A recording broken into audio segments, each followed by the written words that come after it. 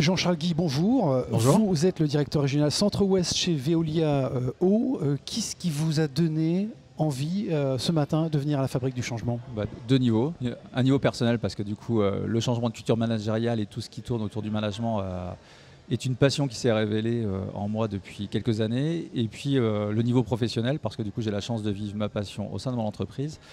Et mon entreprise est en plein mouvement de changement de culture générale et managériale. Et donc on est naturellement présent ici. Et je ne suis pas seul puisqu'on est 40 de Veolia Centre-Ouest, plus un certain nombre de représentants au niveau nationaux ici pour partager et expérimenter. Comment est-ce que chez Veolia, on envisage, on considère, on appréhende peut-être ces enjeux d'innovation managériale comme une impérieuse nécessité? Il faut bouger, c'est maintenant?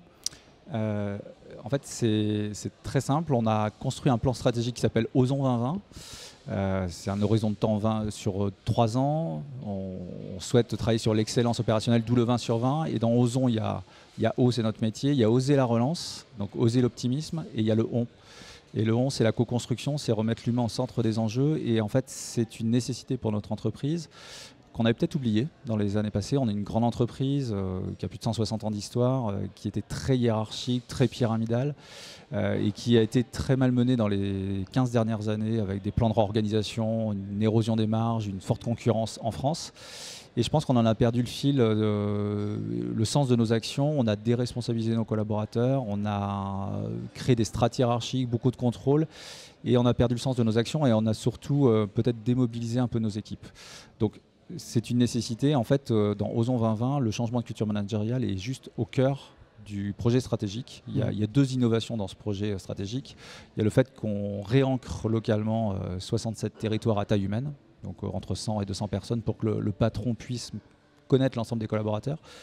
Et la deuxième innovation, c'est qu'on fait en sorte de changer notre posture managériale et de faire en sorte qu'on recrée les conditions de la confiance, de l'innovation et qu'on réinstaure la joie de travailler ensemble. Et on aimerait bien travailler sur l'entreprise joyeuse parce que lorsqu'on est plus sympa, plus joyeux, ça a des bénéfices en interne, mais c'est aussi beaucoup de bénéfices en externe vis-à-vis de nos clients et de notre écosystème. Et la notion de plaisir, elle implique une nouvelle forme de relation au travail. C'est évidemment très culturel et peut-être générationnel. Vous l'observez justement dans ces nouvelles générations de collaborateurs qui vous rejoignent? Alors, c'est aussi un des aspects du projet, c'est-à-dire que si on ne bouge pas, si on reste sur notre entreprise, on va dire classique, pyramidale, je pense qu'une partie des jeunes générations ne vont pas se retrouver dans notre entreprise et gravir les échelons de façon classique, c'est peut-être pas ce qu'attendent non plus ces nouveaux jeunes qui arrivent.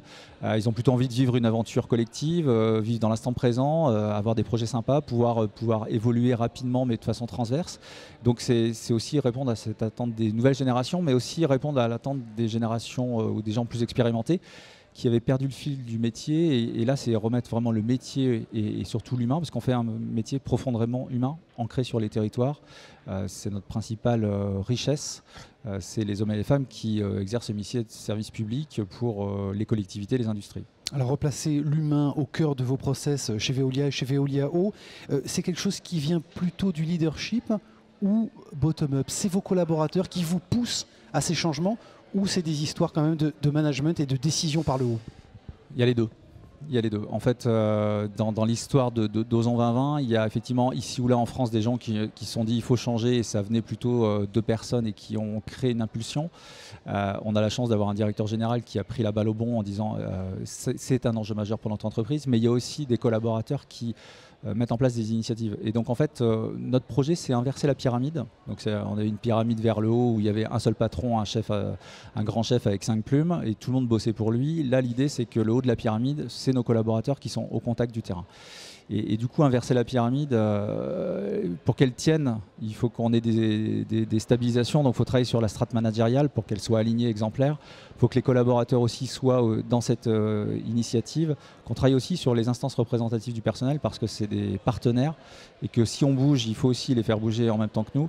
Et puis il faut travailler aussi avec l'externe parce que du coup, plus on va vers l'externe, plus ça renforce la stabilité de cette pyramide. Et moi, j'ai eu l'occasion de faire des rencontres avec d'autres entreprises et on se rend compte qu'au travers de ces échanges entre entreprises ou au travers de ce qu'on peut faire aujourd'hui à la Fabrique du Changement, ça réancre cette culture dans les personnes qui ont ces interactions. Jean-Charles Guy, vous le disiez tout à l'heure, 40 collaborateurs qui sont présents de l'ensemble du territoire et bien plus, on le souhaite, dans les prochaines éditions. Qu'est-ce qui vous a donné envie d'y aller? Qu'est-ce qui fait que Veolia est devenu un partenaire premium au niveau national de la Fabrique du Changement? Donc c'est d'abord l'initiative d'un collaborateur l'an dernier qui était venu un peu en éclaireur en disant tiens, j'ai reçu une invitation à la Fabrique du Changement et il m'avait posé la question en mode traditionnel, est-ce que j'ai le droit? Donc je lui ai dit mais oui, vas-y, et invite d'autres collaborateurs. Donc ils étaient 10 l'an dernier, et cette année, étant donné qu'on a officialisé et ça fait partie de nos ambitions globales et qu'on a aussi plus d'autonomie au niveau local, il était vraiment naturel d'être un partenaire national sur ce projet de Fabrique du Changement. On a une trentaine de collaborateurs de la région, mais on en a 10 du niveau national, de Lyon, de Marseille, même de La Réunion. Et il y a même notre directeur général qui passera faire un saut à la Fabrique du Changement. Donc c'est assez naturel, et je pense qu'on sera aussi présent dans les autres éditions en dehors de Nantes.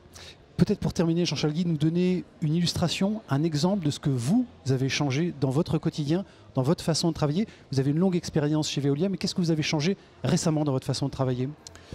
Le fait d'être plus collaboratif, plus proche des collaborateurs, donner plus confiance et laisser l'initiative à l'ensemble des collaborateurs. Des fois, c'est déstabilisant parce qu'on n'est pas au courant de tout, mais on est aussi agréablement surpris de tout ce qu'on peut faire lorsque les gens se prennent en main. C'est facile de lâcher prise? C'est pas facile, c'est un vrai travail sur soi. Et c'est d'ailleurs le premier chantier à opérer, et c'est le premier chantier qu'on opère au niveau de notre COMEX national pour que l'ensemble de mes collègues et moi-même, on puisse vraiment être dans cette stratégie de lâcher prise, d'être responsable malgré tout de l'exécution du plan, mais de faire en sorte que nos collaborateurs puissent prendre du plaisir. Et c'est pas si simple que ça, mais on y travaille. Merci Jean-Charles Guy, et je vous souhaite une très très belle et 5e édition de la Fabrique du Changement. Merci à vous.